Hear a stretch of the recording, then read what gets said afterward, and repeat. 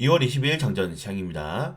자, 뉴욕 증시는 큰 폭의 하락이 나왔습니다. 3대 지수 모두 2%대 하락이 나왔는데 악재들이 좀 많이 시장에 나왔습니다. 우선 지정학적 리스크가 크게 부각되었는데 우크라이나 국경 근처에 벨라루스 군이 집결해 있다라는 소식이 나왔고 푸틴 대통령이 이 핵 군축 조약 참여에 중단하겠다. 그리고 우리가 언제든지 핵실험을 할 수 있다. 라는 또 핵 관련된 이슈가 나오면은 좀 증시가 흔들립니다. 사실상 어제 바이든 대통령이 우크라이나 키이우에 기습적으로 방문하면서 추가적인 지원을 약속했죠. 제가 사실상 3차 대전이라고 말씀을 드리는 이유가 이런 거예요. 우크라이나와 러시아가 싸우지만은 우크라이나 뒤에는 유럽연합과 미국이 있고 그리고 러시아 같은 경우에는 중국과 이란 그리고 북한이 있습니다. 결국에는 3차 대전을 지금 좀 확대되지 않는 선에서 하고 있는데 이런 것들이 확전될 가능성이 커지고 있다는 거죠. 그렇기 때문에 지지자 지수가 굉장히 많이 부각되었고 그리고 연준의 긴축 관련된 이슈가 그리고 연준 인사들의 매파적인 발언들이 지속적으로 나오면서 좀 투자자들의 이 투자 심리를 약화를 시켰다라고 보시면 될 것 같습니다.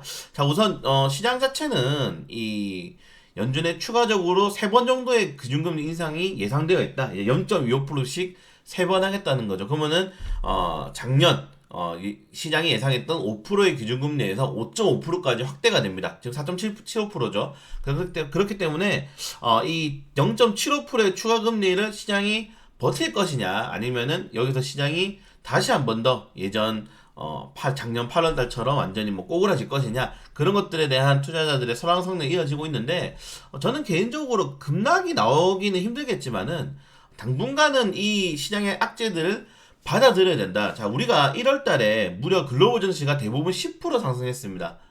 우리나라는 전 세계에서 두 번째로 높은 상승이 나왔죠. 홍콩 다음으로. 근데 생각해 보세요, 여러분들. 2월 첫째 주부터 고용지표, 소비자 물가지표, 생산자 물가지표 이런 악재들이 쏟아졌습니다. 영준 인사들의 매파적인 발언들. 그러니까 2월 들어서자마자 2월 22일까지 매일 쉬지 않고 뭐 지지율 리스크까지 포함해서 악재들이 쏟아졌는데 당연히 그렇다면은 시장이 이 충격을 버텨야 할 시간이 필요하다는 거죠. 그리고 1월 달에 너무 많이 오르기도 했고. 근데 생각해 보시면은 2월 달에 그렇게 많은 악재들이 나왔음에도 불구하고 큰 폭의 너무 하락은 나오지 않았습니다. 오히려 국내 증시 같은 경우에는 코스닥 기준으로 지금 올해 최고점을 경신했죠. 그 정도로 지금 시장이 이거를 견딜 수 있을 것인지 아니면은 다양한 악재로 인해서 견디지 못할 것인지에 대한 전망치가 너무나 다양한 해석이 된다는 겁니다. 우선 이런 전망에 대해서는 당연히 비관론적인 전망이 더욱더 많죠. 근데 이 비관론적인 전망은 작년 6월부터 지금까지 쭉 이어지고 있었습니다. 1월 달에 상승할지 그 누구도 그 어떤 전문가도 예상하지 못했어요. 네. 그렇기 때문에 지금의 이제 이런 전망에 대한 것들은 좀 무의미해지지 않았나. 왜냐면은 너무 비관론적인 전망들이 쏟아지고 있는 와중에도 시장은 오르고 있으니까. 저는 이걸 어제 마감 시황에 우리나라 같은 경우에는 이제 투자자들이 부동산도 무너지고 비트코인도 무너지고 주식밖에 없다. 주식에 많은 영끌 자산들이 주식 시장으로 들어온 것 같다라고 좀 제 생각으로는 말씀을 드렸는데 지금 정확하게 이 주가가 이런 악재로 인해서 과연 작년처럼 회귀할 것이냐 저는 그렇진 않다고 보고 있거든요. 다만 2월달 그리고 다음 달까지는 이 미국의 강한 긴축에 대한 이 추가적인 금리 시사를 어느 정도 시장이 버틸 수 있을 것인가 더욱더 중요하다라고 생각하시면 될 것 같습니다. 지금 우리가 이런 나온 악재들이 갑자기 나왔던 악재들이 아니죠. 그냥 두드려 맞고 있는데 이제 갑자기 다른 데서 뭐 머리를 두드려 맞고 있는데 배를 때리는 게 아니고 그냥 머리 때린다가 또 그냥 머리 때리는 거예요. 근데 그렇기 때문에 시장이 이거를 버티기만 하면은 다시 투자자들의 투자 심리는 살아날 건데 그 기간이 최소 6월부터 3월까지는 어려울 수밖에 없다라는 점 다시 또 말씀을 드리고 싶고요. 이렇게 연준의 꾸준한 이 긴축 기조가 나오니까 오늘 10년물 국채금리가 무려 장중에 4%를 돌파할 뻔했습니다. 여러분들 이 돌파하지 말아야 돼. 우리가 흔히 말하는 속도 위반 구간이 있어요. 돌파하지 말아야 될 구간이 있는데 이 리미트가 항상 정해져 있습니다. 이 2년물 국채금리는 4.5%가 넘어가면은 채권 시장이 좋고 주시장이라든가 다른 시장이 부담스러워지는 거고 10년 국채금리는 4%가 넘어. 여러분들 10년 국채금리 사면은 4% 이자를 줍니다. 그럼 주식을 하겠어요? 투자자들이?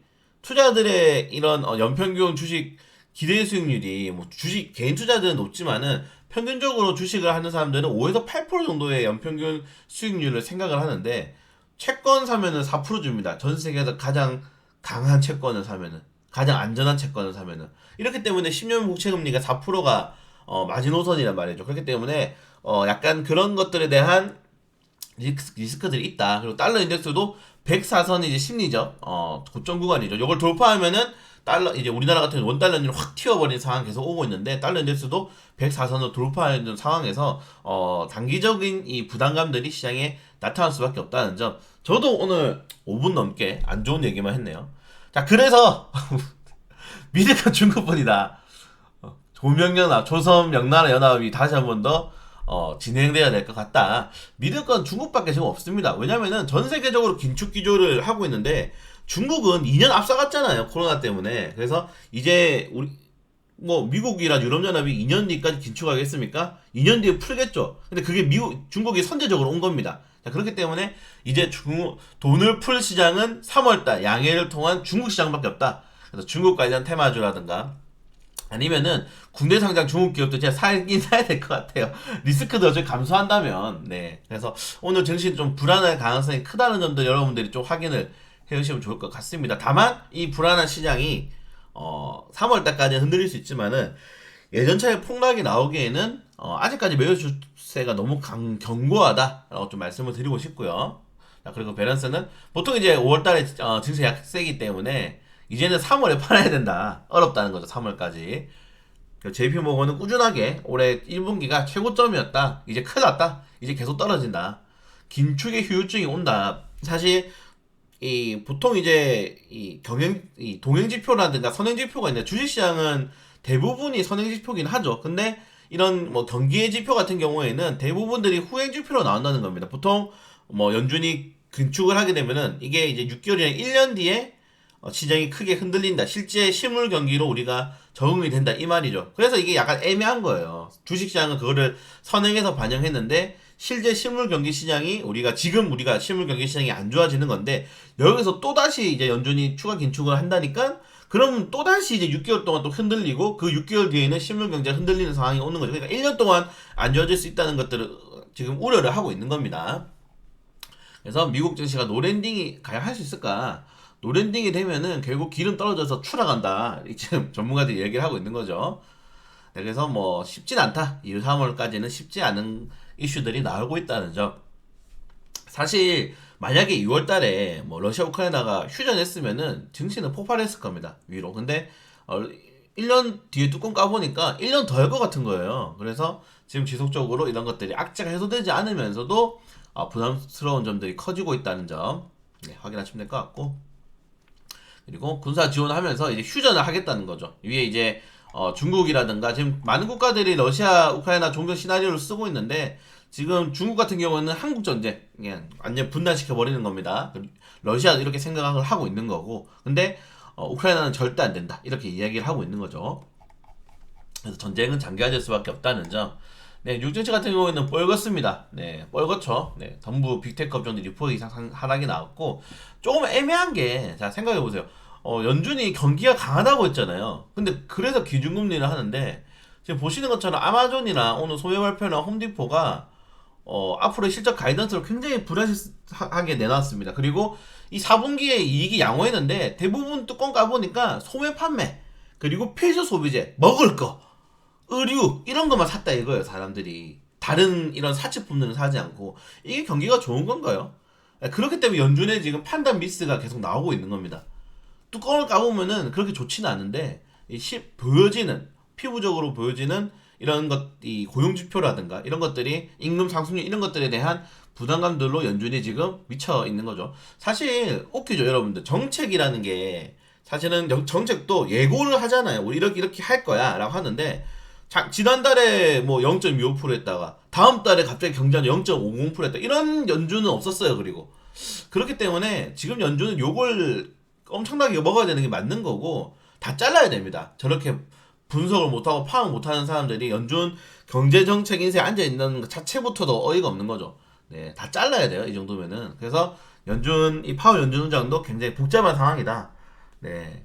0.25%로 해놨는데 다시 0.50% 하면은 진짜 무능력한 게 티가 나는 거죠. 그러면은 시장의 영향에 따라서 계속적으로 금리를 막 조정하는 게 되냐? 이건 가이던스 너희가 왜 필요하냐? 너희가 대체 왜 필요하냐 이거예요. 그러면은.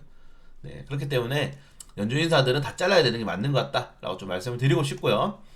그리고 전기차 무동 충전 관련된 이슈도 어제 이슈 나와가지고 다시 정리했는데 좀 스트레스 받습니다. 오늘 시장 안 좋아서 좀 무의미해지는 이런 테마주의 시장이 될 가능성이 높다는 점 보시면 될 것 같고, 그래도 확인해 두세요. 제가 어제 열변을 토했죠. 결국 인프라 사업으로 확대될 것이다. 그렇기 때문에 관련된 내용들 확인하시면 될 것 같고, 오늘 뉴스 이슈도 굉장히 많습니다.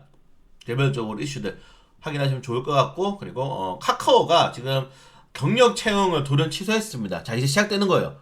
지금 우리나라 같은 경우에는 이 코리아 디스카운트 중에 원인 중 하나가 고용 시장이 굉장히 유연하지 못합니다. 해고를 못해 우리나라 시장을 한번 채용하면은, 특히 노조에 만약에 가입하게 되면은 해고하더라도 파업하면은 복귀를 한다거나 이렇게 되기 때문에 우리나라 시장 같은 경우는 기업하기 최악의 나라죠. 그리고 최근에 또 더불어민주당이 노란봉투법이라는 임대 3법 이후에 희대의 또 악법을 가지고 나왔습니다. 그렇기 때문에 기업이 하기 힘든 나라이기 때문에 기업들이 채용을 안 해요. 이제 채용을 안 합니다. 카카오도 채용을 금지. 최근에 현대차 여러분들 현대차에 그 채용 공고 올라온 거 다들 보셨나요? 현대차에 이 채용 공고 올라온 거 이거 어디 갔냐? 이거 다들 보셨나요? 400명 뽑는데 지금 여기에 경쟁률이 500대 1이랍니다. 최소 500대 1. 400명 뽑는데 정말 오랜만에 뽑죠. 왜냐면은 현대차나 기아차는 노조 때문에 사람을 못 뽑아요. 사람을 자를 수가 없는데 어떻게 사람을 뽑습니까? 그렇기 때문에 지금 이렇게 5000대 1이 나오는 거다. 채용 400명 뽑는데 500대 1이 나오는 거예요. 그래서 지금 우리나라도 본격적으로 기업들의 경기 둔화가 시작되고 있다. 삼성전자가 망가졌죠. 이미 지난 5년 동안 너무 괴롭힘을 당해가지고 삼성전자가 무너지면 다 무너집니다. 제가 그래서 저는 갤럭시로 바꿨어요. 어제. 네. 저는 핸드폰 바꿀 필요가 없었는데 그냥 삼성전자 잘 되라고 바꿨습니다. 사실. 그래서 어렵다. 기업들이 어려워지고 있다. 이제 이런 것들 우리 실물적으로 피부로 다 와닿겠죠. 기업들이 채용을 안 한다는 것 자체부터가. 그래서 여러분들 이제 아끼셔야 됩니다. 네, 이제 아끼셔야 돼요. 우리나라가 경기가 어렵지만은 명품 소비률이 전 세계 1위고 해외 여행 가는 것도 전 세계 최상위권입니다. 저는 해외 여행도 태어나서 한 번밖에 못 가봤는데 아끼셔야 됩니다. 이제 네, 아끼셔야 돼요. 그래서 오늘 이제 의사록 공개가 되고 관련된 내용들이 있겠지만은 오늘 시장이 좋지 않겠죠. 굉장히. 그리고 오늘 보유회수 데이입니다. 종목도 보유회수 많이 되니까 보유하시는 분들은 좀 유의를 해주시고요. 작년 시장에 저도 좀 파이팅 하고 싶고 좀 으쌰으쌰 하고 싶은데 뉴스들이 좀 짜증난 뉴스들이 굉장히 많이 나오네요. 그래도 우리는 버텨야 됩니다, 여러분들. 네, 어차피 우리 예상했잖아요. 상반기까지 힘들다는 거. 그리고 3월까지 저는 3월까지 보고 있습니다. 3월까지 이후에는 시장이 2500포인트 돌파하든 다시 2300포인트 미만 내려오는 둘 중에 하나밖에 없어요. 이제는 박스권이 없습니다. 그 박스권이 괴로운 거잖아요. 심심하고. 근데 무리만 안 하면 잘 버틸 수 있어요. 박스권이 급등도 없지만 급락도 없습니다.